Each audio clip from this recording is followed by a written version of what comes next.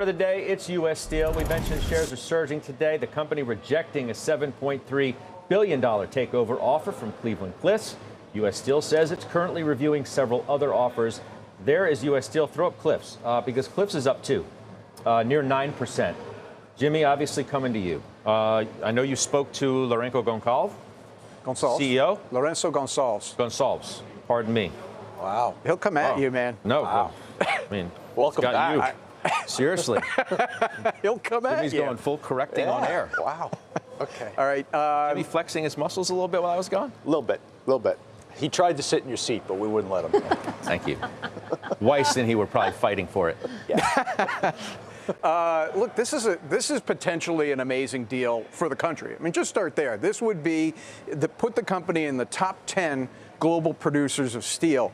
Obviously, everybody looks at this and they go, well, what are the regulators going to say? There's going to be tightness in the market, particularly for automotive. But the question is, how do you look at this geographically from a regulatory point of view? Because steel comes in from everywhere. And, this administration, we know they're pro-union. And they're pro-green, right? And American steel production is the greenest production that you have. You don't want Chinese steel coming in, getting dumped from sooty blast furnaces when you can get relatively clean steel from electric arc furnaces that U.S. Steel and Cleveland-Cliffs have. But the biggest thing and sort of the ace up the sleeve here is the letter that the company has from the USW, the United Union of Steelworkers, at U.S. Steel supporting this deal and saying they won't support anyone else. So that's a necessary factor because the union at U.S. Steel can step in the way and preempt any deal that's on the table. They have said in a letter, it's in print, hey, we're behind this and we're behind nobody else. So if you're looking at it from a regulatory point of view, you got one of the most important unions in the nation saying, we want this.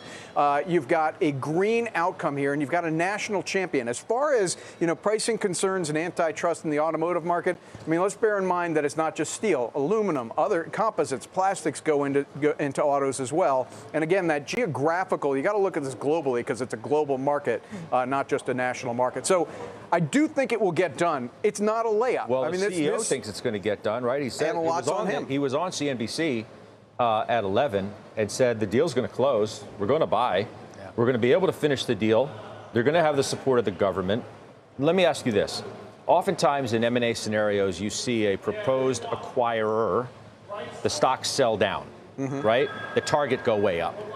Why is Cleveland-Cliffs going up to the degree it is today on this proposed deal? It's a good question. It's a nice surprise. I think the market sees what Lourenco is saying, which is that this deal is likely to get done. Nothing's a layup, but I think he's got strong support in the administration. They know what he's done putting together Cleveland-Cliffs from the original Cleveland-Cliffs plus ArcelorMittal, plus AK Steel. He knows what he's capable of building for the country and for the employees. I think this administration is going to get behind this, so I think that's why the market is behind it as well. Next question. Why hasn't the market been behind Cliffs for the last period of months? The stock's been a disappointment, I think is a fair word at minimum. Yeah. It's been frustrating. It's been very frustrating. I am a long-term shareholder, and just the numbers are, I've held this for about 5 years. It's up 10.6% per annum in that time frame. The S&P is up 11.3%. I know, but what's been the issue? This year, what's been the issue? To me, the issue has mainly been fears of a recession.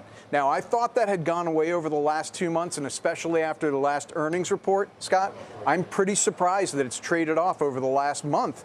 Actually, 2 weeks since the last earnings report. I think it's just continuing concerns of a recession. Don't you think it's their auto exposure? I mean, look at the auto stocks. And why would you worry about the auto exposure? Just because now it's easier to get it is easier to get autos. I know the demand has been there. I know auto sales have been strong. I thought you were going to say recession, but no, I think Steph's point is that look at the auto stocks, even like GM, they haven't done anything. Right? So this They've is been great disappointments.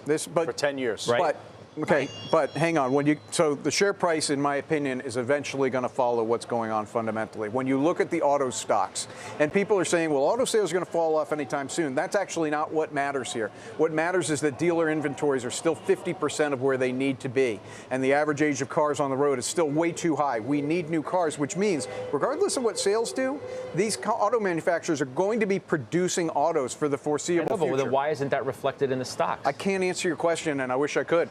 I really think it's autos. I really do. I think that's the. Now, look, I think that this deal is really interesting. I don't own it anymore. I made 40% in 2 months, and I took my profits. But I think this combination, if it doesn't have regulatory problems, this is going to be a powerhouse, a behemoth in the industry. Let me say one other. I'm sorry. 40% hot rolled steel market share, 50% autos exposure if you want auto exposure. But it's more than that. It's the synergies that we know that this CEO and team can actually create. So I'll have to see where it all shakes out. But I think it's down because of autos. And how do you get past from the regulatory standpoint that this becomes the primary auto supplier in the United States? Because I thought I answered this, but let me say it again, because it's not just the United States that supplies steel to the U.S. automotive industry. There's other companies. I mean, the biggest steel producers in the world are Chinese, Korean, Japanese. But the overwhelming majority market comes from U.S. auto suppliers, correct? Yes, but steel is fungible. You can get it from anywhere, Joe. You can. I will say, and Stephanie pointed on this, this needs to be pointed out. You know, the synergies that they're looking at for this combination are $500 million of cost reductions a year. This is a company that has a track record of under-promising and over-delivering in that regard. All right. They would be buying U.S. steel at 50% of book value. That's why I think it's they're a good deal. synergies. They're pretty big synergies to be had if they get this. So. Bertha Coombs has the headlines for us. Hi, Bertha.